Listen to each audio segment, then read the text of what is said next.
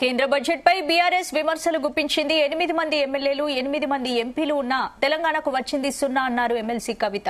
తెలంగాణలో ప్రాజెక్టులు, పునర్విభజన చట్టం, హామీల పరిస్థితి ఏంటని ప్రశ్నించారు కవిత.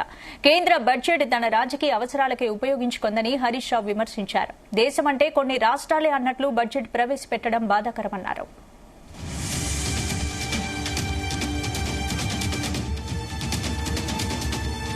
భారత రాజ్యాంగాన్ని మరి తుంగలో నొక్కే విధంగా నిర్మలా సీతారామన్ గారి బడ్జెట్ కనబడతా ఉంది. రాజ్యాంగం ఈ దేశంలోని అందరి పౌరులకు, అన్ని రాష్ట్రాలకు, అన్ని వర్గాలకు సమాన హక్కులు కల్పించింది. కానీ నిర్మలా సీతారామన్ గారి బడ్జెట్ చూస్తా ఉంటే అది అన్ని రాష్ట్రాలకు కాదు, కొన్ని రాష్ట్రాలకే పరిమితం అన్నట్టుగా ఉన్నది. ఆమె తన ప్రసంగాన్ని ప్రారంభిస్తూ దేశం అంటే మట్టి కాదోయ్, దేశం అంటే మనసులో అని నిర్మలా సీతారామన్ గారు బడ్జెట్ లో ప్రసంగాన్ని ప్రారంభించారు. మరి వారు ఇంకో విషయం మర్చిపోయారు.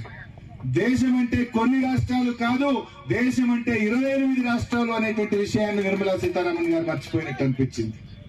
పోయిన సంవత్సరం 2024లో బడ్జెట్ ప్రవేశపెడితే ఆంధ్రప్రదేశ్ కు వరాల జల్లులు కురిపించారు. అమరావతికి ఇచ్చారు, పోలవరంకి ఇచ్చారు. ఎందుకు ఇచ్చారని అంటలేని, సంతోషం ఇవ్వండి, మా తెలుగు రాష్ట్రమే. కానీ మా తెలంగాణను ఎందుకు మర్చిపోయారు? ఈసారి బడ్జెట్ పెడితే బీహార్ రాష్ట్రానికి వరాల జల్లు కురిపించారు. బీహార్ కు వరాల మీద వరాలు ఇచ్చింది బడ్జెట్ లో. ఆ బడ్జెట్ దేశ బడ్జెట్ లెక్క లేదు, బీహార్ బడ్జెట్ లెక్క ఉన్నది. తెలంగాణకు మళ్ళా మొండి చెయ్యే. 8 ఎంపీలు బీజేపీ గెలిచింది, 8 ఎంపీలు కాంగ్రెస్ గెలిచింది. కానీ 8+8 16 కాదు, గుండు 0 అయింది. ఏమి రాలే తెలంగాణకు. పోయినసారి ఏమి రాలే, ఈ బడ్జెట్ లో కూడా తెలంగాణకు మొండి చెయ్యి చూపింది. ఇది నిజంగా బాధ కలుగుతా ఉంది. అంబేద్కర్ గారి విగ్రహాన్ని ఆవిష్కరించుకొని అంబేద్కర్ గారు స్ఫూర్తిగా మాట్లాడుకున్న టైంలో ఆ రాజ్యాంగ స్ఫూర్తి పోయింది. రాజ్యాంగాన్ని తుంగలో దొక్కిండ్రు, రాజ్యాంగ విలువలు లేకుండా పోయినాయి. ఆ రాజ్యాంగంలో అనుగుణంగా